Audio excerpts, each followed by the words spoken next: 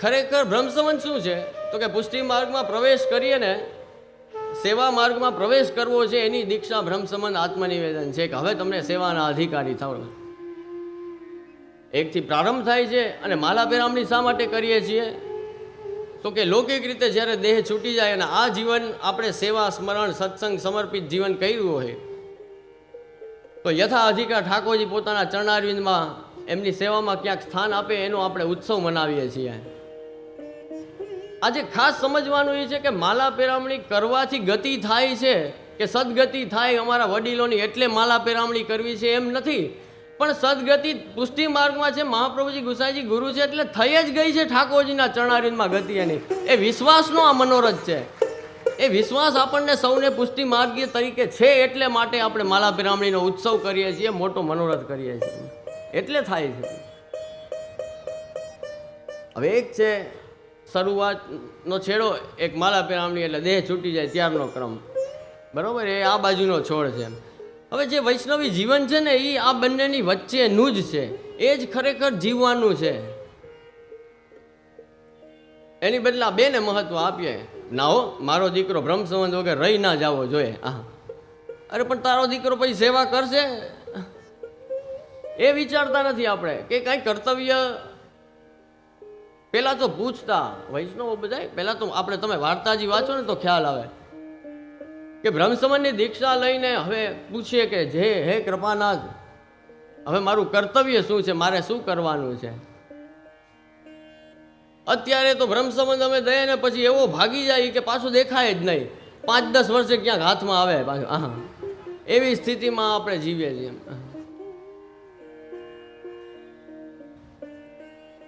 પછી ક્યાંક મનોરથમાં કે કોઈક પ્રસંગમાં ભેગા થાય ત્યારે કે જે હું આપનો સેવક. મેં તો સારું કર્યું ભાઈ, 1 દાયકા પછી ભેગા થયા આપણે, બહુ સારું.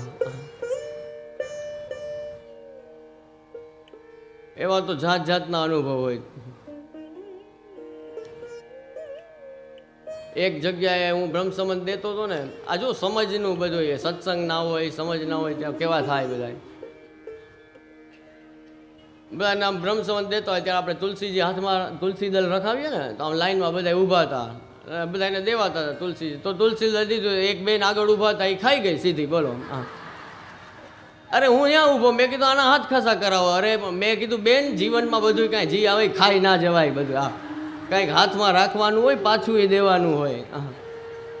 આવી હાલત છે આપણી મારા વાલા. આમાં શું કરવું બધું? આમાં વાતું બધી ઊંચી ઊંચી કરીએ જ આપણે.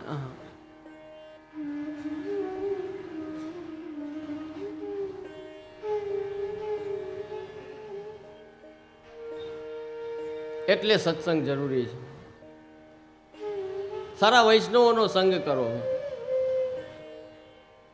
શ્રી આચાર્ય ચરણ પણ જુઓ એ જ આજ્ઞા કરે છે કે નિવેદનંતુ સ્મર્તવ્યમ સર્વથા તાદ્રશય જને. તાદ્રશી જનો કદાચ ન મળે તો આપણા ઘરમાં 84-252 પુસ્તક તો બિરાજે જ છે. એનો સંગ કરવો એ ભગવદીઓના સંગ બરાબર જ છે. જે સેવા કરવાવાળા વૈષ્ણવો છે એને મળો, એની સાથે ભગવત ચર્ચા કરો તો કંઈક સમજમાં આવે. ન સમજાય. આજના આચાર્યો તો બધા ખૂબ કૃપા વિચારે છે. તમારે જેને જેને પણ જ્યાં પણ ભાવ હોય, જ્યાં પણ સ્નેહ હોય, તમે પૂછો. એ આચાર્યને, એ બાલકને પૂછો. એમાં પરિશ્રમનો વિચાર ન કરો. ઓલા ઘરે ઘરે પધરામણી કરાવે ને અને અમે કહીએ ને હવે બહુ થાકી ગયા હોય તો કે મારા વાલા આપનું તો પ્રાગટ્ય જ પરિશ્રમ લેવા માટે છે. હા, એમ કે. અરે વાલાનું પ્રાગટ્ય પરિશ્રમ માટે છે તો પ્રશ્ન કેમ નથી પૂછતા? આ પધરામણીઓ ખાલી કરાવો જ. હા, પધરામણી પણ કેની થાય, કેવી રીતે થાય? મને પહેલાં અમારે અહીંયા ઘરે ઘરે સેવા લેવાનો ક્રમ હતો, એ મેં હાથ જોડીને બંધ કરાવી દીધો, કારણ કે મને એમાં શ્રદ્ધા નથી રહી. આજે ગામ આખાની સેવા લેવડાવે જ ને એમાં મને શ્રદ્ધા નથી વ્યક્તિગત રીતે, એટલે હું ના પાડી દઉં છું કે નહીં, હું નહીં કરું.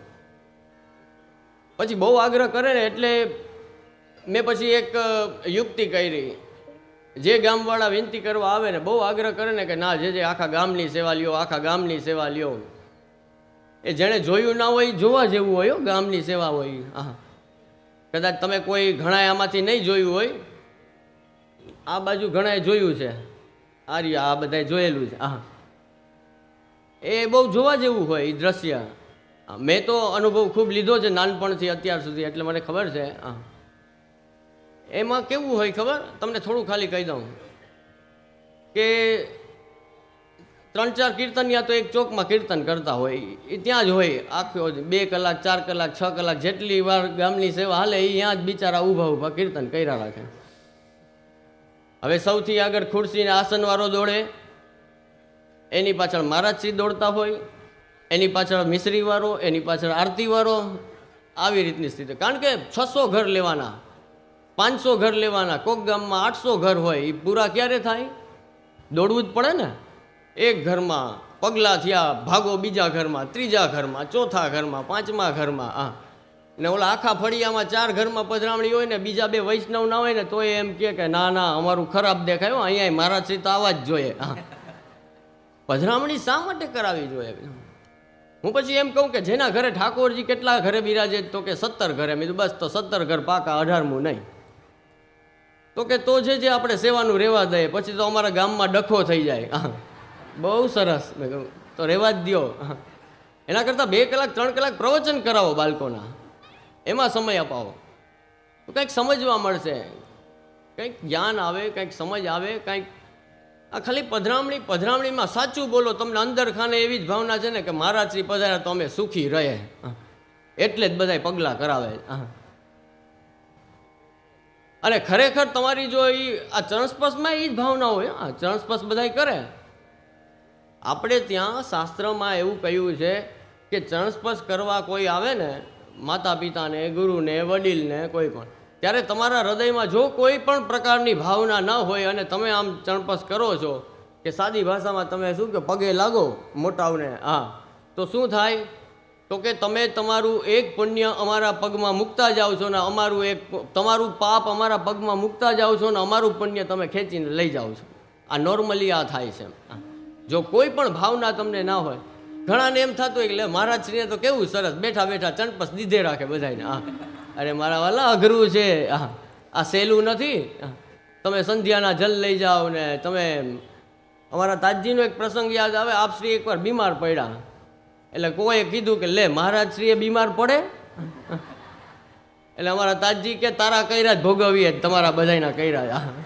આ તમે ચણપસ કરી જાઓ ને સંધ્યાના જલ લઈ જાઓ ને ભોજપત્ર લઈ જાઓ ને, હા કેટલું લઈ જાઓ. આ બધું સહેલું નથી, આના માટે બલ જોઈએ. આ તો મહાપ્રભુજી ગુસાઈજીની કૃપાથી થાય છે. તમારા ઘરે ઠાકોરજી બિરાજતા હોય ને અમે પધરામણી કરીએ, તમે કંઈક ઠાકોરજીને સેવાને લગતા પ્રશ્ન પૂછો, માર્ગને લગતા પ્રશ્ન પૂછો, તમારા જે કાંઈ તમને વાંચનમાં કાંઈ સમજ ના આવતું એ પ્રશ્ન પૂછો, તો એ પધરામણી ફલિત થયેલી પધરામણી કહેવાય. નહીં તો શું કામની પધરામણી? અમારે બધે આવીને અનાચાર, અન્યાશ્રય એ જ બધું જોવાનું ને. એમ ઘરે ઘરે આવીને શું કરવું પછી? સત્સંગ બહુ જરૂરી છે. સત્સંગથી વિવેક આવે છે, સત્સંગથી સમજ આવે છે, સત્સંગથી જ્ઞાન થાય છે. સત્સંગ તો બહુ કામની વસ્તુ છે. આપણું ચાર્જિંગ છે. પેલો મોબાઈલ ચાર્જ નહીં કરો તો ચાલશે બીજે દિવસે? બધી ઘણી જગ્યાએ થતું હોય ને, ચાર્જરના પોઈન્ટ જ ગોતતા હોય બધા. એરપોર્ટમાં ક્યાં છે ચાર્જરનો પોઈન્ટ? ત્યાં ક્યાં છે? એટલે બેટરી ડાઉન જ હોય. જેટલા લૌકિકમાં વધારે રહેશો ને એટલી બેટરી ડાઉન રહેશે. અલૌકિક ચાર્જિંગ ચાલુ રાખજો. આવા ત્રિવેણી થતી હોય, ક્યાંક આવી કથા થતી હોય, આવો આનંદ ક્યાંક થતો હોય, ક્યાંક મનોરથ થતો હોય, એ આપણો ચાર્જિંગ પોઈન્ટ છે. ત્યાં જઈને ચાર્જિંગ કરી લેવું અલૌકિકનું પાછું, એટલે પાછા આપણે અલૌકિક રીતે આમ ચાર્જ થઈ જાય. એ જરૂરી છે.